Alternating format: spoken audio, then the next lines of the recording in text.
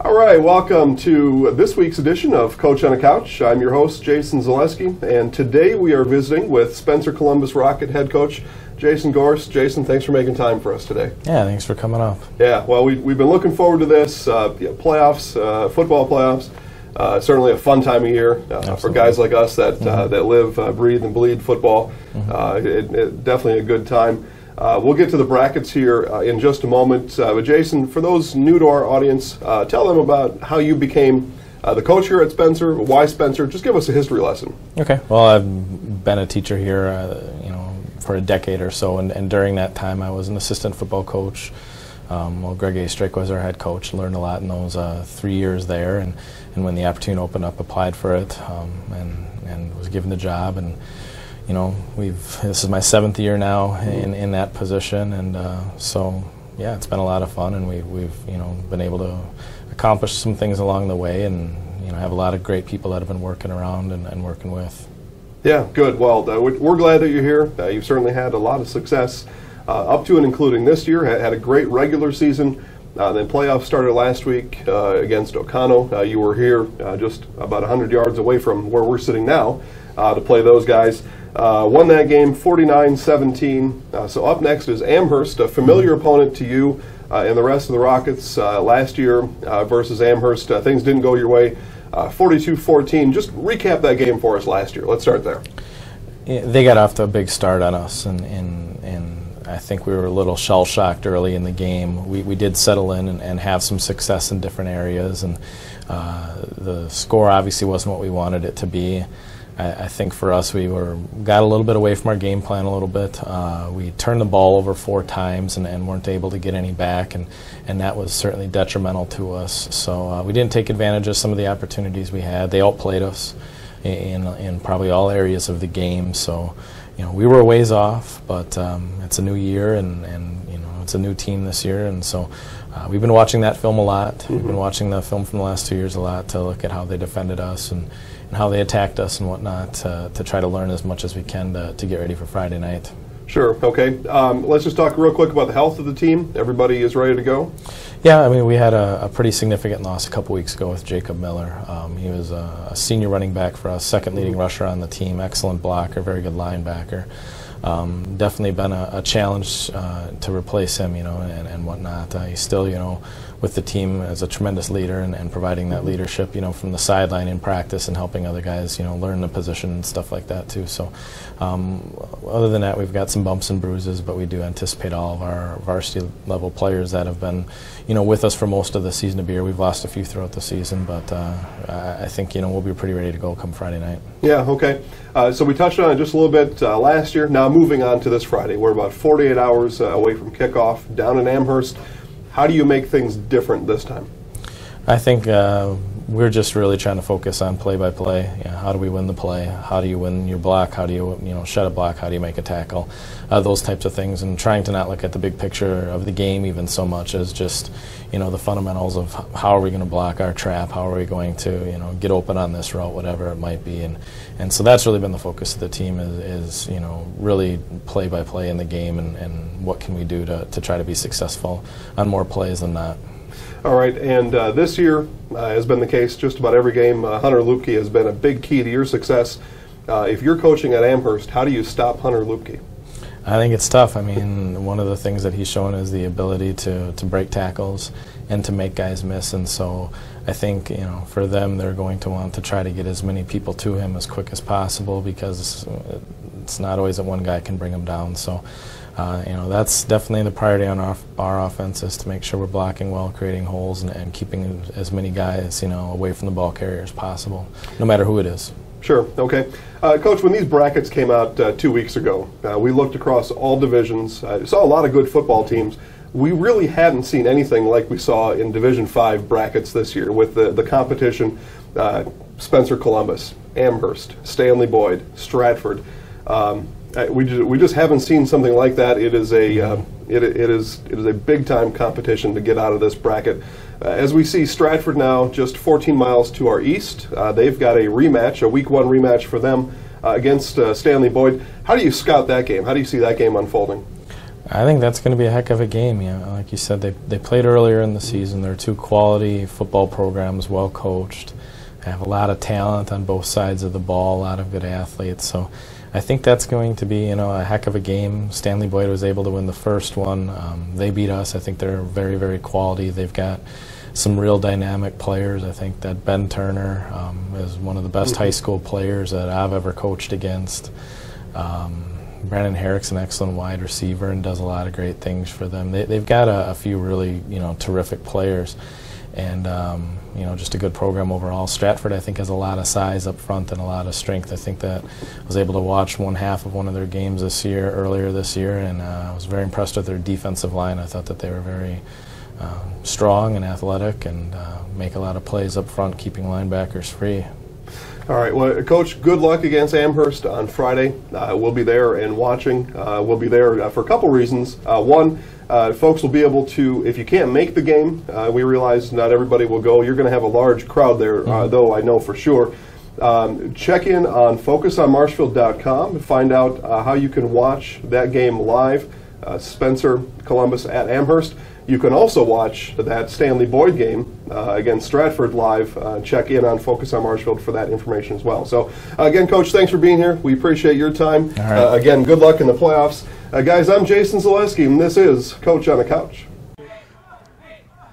All right, welcome to another edition of Coach on a Couch, or in this case, Coach on a Field. We're here at Stratford Tiger football practice as their lead up to the game against Stanley Boyd. We're joined by head coach Jason Tubbs. Coach, thanks for being here today. No problem, thank you. Yeah. Before we get into football, Coach, other good stuff going on here at Stratford. We've got girls volleyball. They're actually playing on Thursday night. They take on Athens. Thoughts on that game? They are a great group of girls. I have them in class when they're in 7th and 8th grade, and I've been watching them grow. I try to sneak in and play with them every once in a while. I have a love for volleyball myself. That's how my wife and I met. And I have a daughter in the program.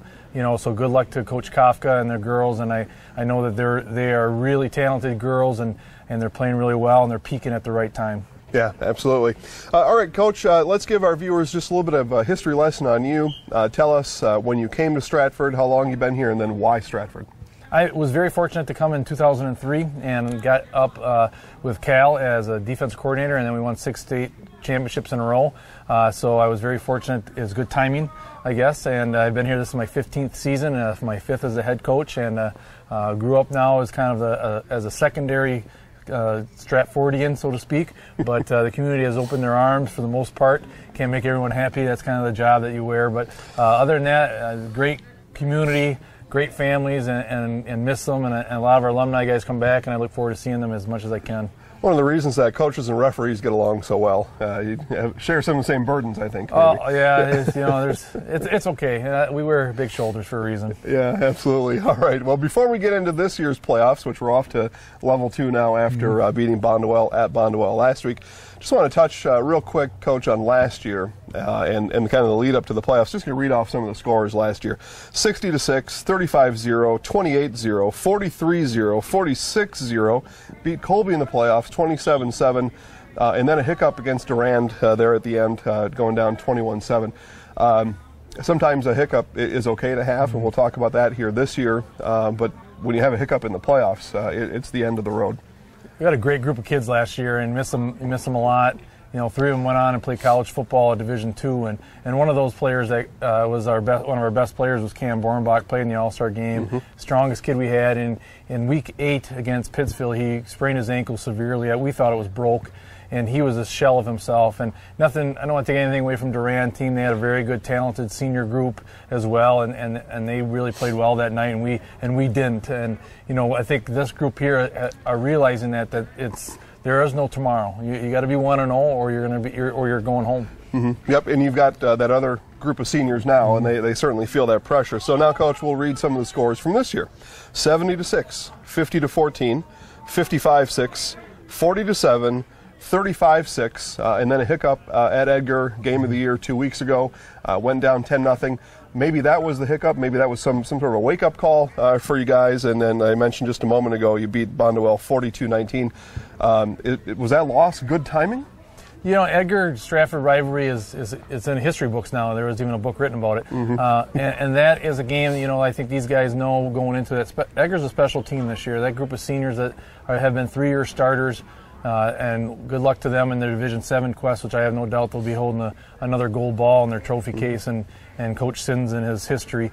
You know, but also in that game, one of our best players and our leading rusher, Kate Erke, had an ankle injury against Marathon, and you know he's finally starting to get back to where he's going to be for this Friday night against Stanley Boyd, and you know we're excited to get him back on the field too. And like you said, I think losing, you learn more about your losses than you do it from your wins. You know, I think looking back on our Week 1 loss against Stanley Boyd, we went into Week 2 against Anago, very good team, a #1 seed who still was in the playoffs at Level 3 or Division 3.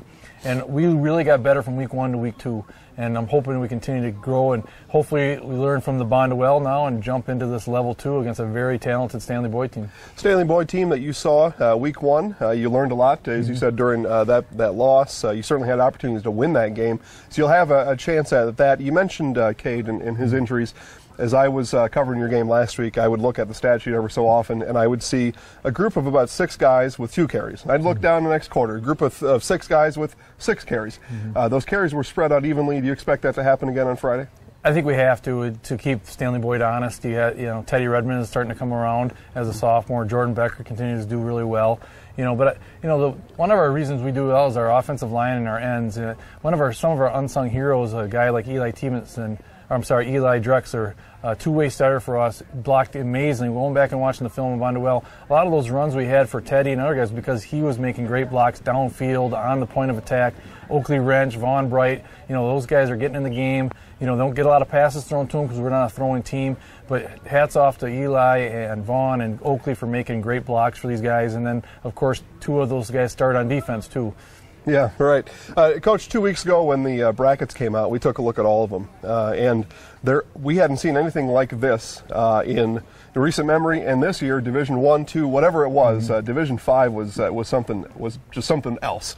And as we look through the teams, of course, you, Stratford, Stanley Boyd, Spencer, and you mentioned a gold ball. Amherst had one of those last year. They're all in that bracket. The winner of this bracket has got a lot to be proud about, for sure. I won't even ask you a question on that. We'll go to Spencer Columbus, just 14 miles to the west of here. They take on Amherst. What do you've seen both of those teams this year? Play me now for a minute and tell us what are the keys to that game. Scout that game a little bit for us. Both have a very unique offense to defend. Amherst wants to spread you out, run their zone reads. They get the ball in their best playmakers' hands every single play. Spencer Columbus kind of does the same thing. You got Hunter Lupie, one of the premier players in the state, and a kid that can run over and run through walls. You know, I'm really interested to watch that game on film. Hopefully we get past Stanley Boyd and we get the chance to watch that game on film. But I think it's going to be a bloodbath. I wouldn't be surprised that it's 40-30, and whoever doesn't turn the ball over will win that game. Wow, okay. Well, we're looking forward to that, too. We'll be watching your game, of course. We'll be watching that game and a couple others. Stay tuned to FocusOnMarshfield.com. Check in there. That'll show where you can, if you can't make the game, you can watch that game right from home, right on a cold Friday night. You can even stay warm a little bit, grab your hot cocoa, settle in next to the computer. FocusOnMarshfield.com is the place for all that. Coach, we think it'd be a lot of fun, Spencer Stratford. So let's hope the best for both of you. Thanks again for being here. Good luck, and we'll follow you over to Stanley. We'll see you down at Forward Financial Field. Thank you. It's great to have some coverage. Yeah, glad. Thanks a lot, Coach.